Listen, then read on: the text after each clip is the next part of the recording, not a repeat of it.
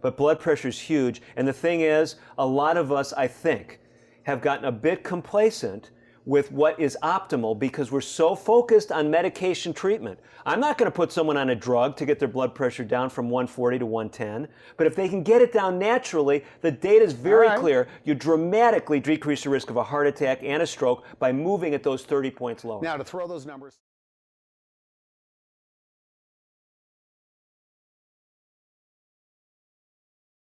I'm back in charge reading the questions. Hello, Dave, Dr. Rand. I know you have covered standard high blood pressure on the show, but I have a bit of a unique situation. I seem to have isolated systolic hypertension while on TRT 200 milligrams per week. My blood pressure sits at 140-150 over 75/80 fairly regularly. My blood count and hematocrit. Yeah, there you go. Are within normal range. Now, what other things should I look for in my blood work? What would be effective for lower systolic without lowering my diastolic? Thank you.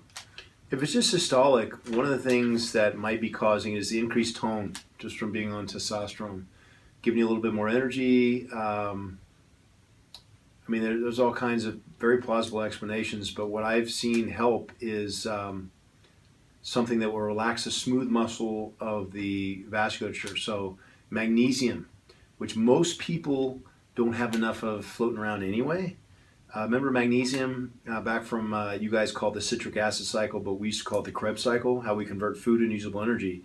You need all your B vitamins, zinc, coenzyme Q10, and magnesium to convert food into usable energy. And when you're under stress, you're burning through your magnesium because you're burning through energy. And so most people are short in it. And so, they tend to be a little bit too tight. Good old magnesium glycinate or something that's well absorbed. You don't want a laxative like magnesium hydroxide or magnesium sulfate or magnesium oxide. Those are the cheap versions, which, that's in milk of magnesium hydroxide. That's just going to make you poop, okay? But something that's well absorbed, like I say, a magnesium glycinate or magnesium threonate, which actually crosses the blood-brain barrier, that will help loosen up the muscles by loosening up the smooth muscle of the vasculature, getting more blood flow in there and reducing the tension in the vessels. And that would be my first try. If it's simply systolic, okay? If it's both an elevation in diastolic and systolic, then the one thing you hadn't mentioned is check your estradiol. Make sure you're not holding extra water because your estrogen's gone a little too high. But I'm leaning more toward the former based upon what he's saying. I'll bet you it's just a little increased tone. And also make sure that this is a true, I didn't want to say it's a diagnosis, although technically if it's above 140, 140, it's type 1 hypertension. But it can be overdiagnosed if you're taking it always at the doctor's office or always at the Save-On in a particularly small cuff, by the way. Cuff size is important too.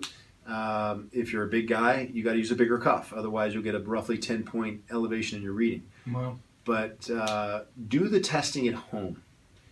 And there's a guy named Eric Topol who's really good. Okay, he's got a foot in both the clinic and in academia, and he makes a great point. He's one of my heroes in medicine. He's great. For the most part, he hits the nail on the head. You've heard of white coat syndrome when people go into a doctor's office and they get tense. So of course they're going to get a reading that's crazy. I know. Take it at home. Spend the money if it becomes even close to an issue, right? Spend the money on your own blood pressure cuff. And take it first thing in the morning, midday, at home, before dinner or whatever, on the weekends when you tend to be relaxed. Yeah. If you have a reading that's low, I don't want to say low, that's normal, that's not high, you're okay. Because when we go to the gym, it goes to the roof. Yeah.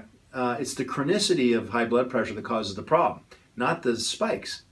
So that means it's not pathological. You don't have renal artery stenosis or atherosclerotic plaque causing the problem. It's just, no, I'm wound up at the moment. Yeah. Make sense? Yeah. And I think that's what it sounds like with, he's I don't want to say he's wound up, but you got a little increased tone. And try some magnesium would be the first thing I would try.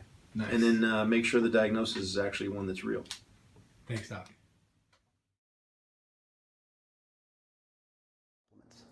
You say there are supplements that can help lower blood pressure.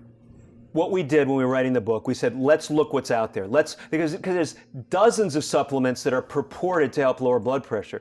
We said, let's see what the research is saying that expert groups are saying help lower blood pressure. Let's look at Bastyr University, see what their naturopathic providers are doing. Study is out.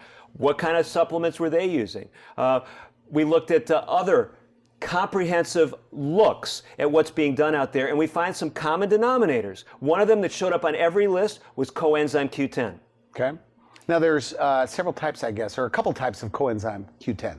Yeah, there's one a for number older people, one for younger people, There's or a something number of like different that? formulations.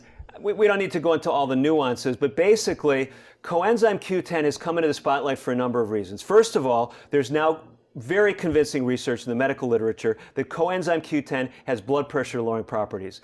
And maybe my co-authors of the book are going to put a gag order on me because, no, it's a true story. Okay. I was actually in a public venue and someone said, well, Dr. DeRose, my blood pressure is really high. I said, well, you need to get the book. They said, well, what can I do right away? I said, use, coenzyme Q10. I saw this guy like a couple months later and he said, Dr. DeRose, my blood pressure is normal. I started taking the coenzyme Q10. I said, did you buy the book? He said, no. So that's why I'm saying, the book is more than just a single supplement, but coenzyme Q10 is very powerful. On average, it can lower systolic numbers some 10 to 15 points, okay? And, we have... So you're big on CoQ10. Because the Lipitor crowd, the statin crowd that takes these, in the very little research I've done, that these can, interfere with your ability to create CoQ10. You're exactly right. So people that are on statin drugs, for those people? They should be on CoQ10 as well, even if their blood pressure is normal. My doctor, I have a friend of mine. He said, my doctor's never told me CoQ10. And he's on Lipitor. Well, we're trying to get the message out there, okay? We're trying to get the message out there. So, because it does. The statin drugs not only interfere with cholesterol production, but also with coenzyme Q10 production. So what's another supplement that we should look at? Let me tell you a fascinating story, because it comes to the statins, okay? I see patients who want to get off statins. And, in medical circles today, that's, you're talking about, treading on very dangerous ground. That's dangerous ground. Because they love statins. Not only love statins, there's a lot of research that suggests for the average person this is helping them. So we're really pushing these drugs in the medical community. But I see patients, whether it's real or not, there's data on this. They're having muscle problems from the statins. They're feeling weak. Their energy level's low. I had a patient some years ago, and he couldn't walk. He said, it's got to be from the statins. And people were reassuring him, checking his, blood muscle enzyme, muscle enzymes in the blood, and they seemed to be good. But when the guy came off his statins, he was back to walking fine. But here's the problem. There's research showing if you abruptly stop statins, it can increase your risk of a stroke. So we started looking at this.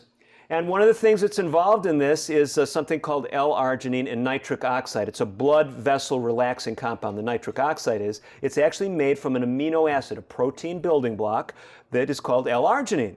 And so that's supplement number 2 you recommend. So that's supplement number 2. So we're talking about L-arginine. We got interested in it because of this relationship with statins and people coming off them, but there's actually good data that L-arginine also can lower blood pressure. And these are not these are not expensive supplements. No, they're not. Right? And we don't sell supplements. So you don't go to my website, Dr. DeRose's L-arginine or we don't do that, okay?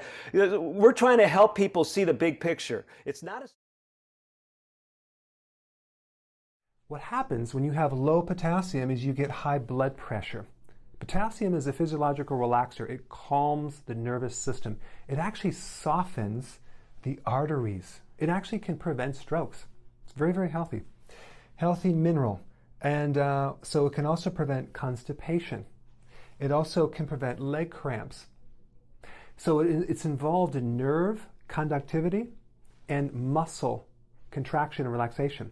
So with a problem with potassium, you can have a lot of cramps, tightness, and tension in your body, and you can also have a lot of electrical problems with your heart, arrhythmias, atrial fib.